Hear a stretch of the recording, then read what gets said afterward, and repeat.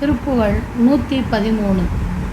ஆலகாலம் என கொலை முற்றிய வேல் அதாம் என மிக்க விழி கடையாலும் மோகம் விளைத்து விதத்துடன் இளைஞரை ஆற அணை மெய்யிட்டு மறித்து விகார மோகமெழுப்பி அதற்கு உறவான பேரை அகப்படுவித்து அதிவிதமாக சால மாலை அளித்து அவர் கை பொருள் மாளவே சிலுக்கிட்டு மருட்டியே ஜாதி பேதம் அற தழுவி திரி மடமாதர் தாகபோகம் ஒழித்து உனக்கு அடியான் என் வேள்வி முகத்தவம் ஊற்று இரு தாளை நாளும் வழுத்தி நினைத்திட அருள்வாயே. வாலமா மதி மத்தம் எருக்கு அருகு ஆறு பூளை தரித்த சடை திரு ஆலவாயன் அளித்தருள் அற்புத முருகோனே. மாயமான் ஒடு அறக்கரை வெற்றிகொள் வாலி மார்பு தொலைத்திட வில் கொடு வாலி ஏவிய மல்புயன் அச்சுதன் மருகோனே.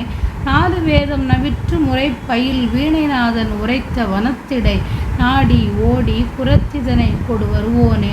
நாளி கேரம் வருக்கை பழுத்து உதிர் சோலை சூழ் பழனி பதியில் திரு ஞான பூரணி சக்தி தரித்து அருள் பெருமாளே.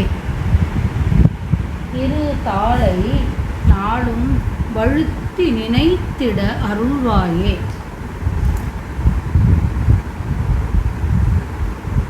முதிராத சிறந்த சந்திரனையும் பூமத்தம் எருக்கு அருகு கங்கையாறு பூளை மலர் என்பனவற்றையும் சூடியுள்ள ஆலவாயான் மதுரை பெருமான் சொக்கநாதர் பெற்றெடுத்த அற்புத முருகோனே. மாயமுடைய மானாய் வந்த மாரீச்சன் முதலிய அறக்கரை வெற்றி கொண்டவரும் வாலியின் மார்பை தொலைக்கும்படி எடுத்து அம்பை எய்தியவரும் மற்போருக்கு உரிய தோளை உடையவருமான திருமாலின் மருகனே. நான்கு மறைகளில் கூறப்பட்ட முறையின்படி பயிலும் வீணைநாதரான நாரதர் குறித்து சொன்னபடி வள்ளிமலை காட்டில் தேடிச் சென்று வள்ளியை கொண்டு வந்தவனே. வள்ளியை மணந்தவனே.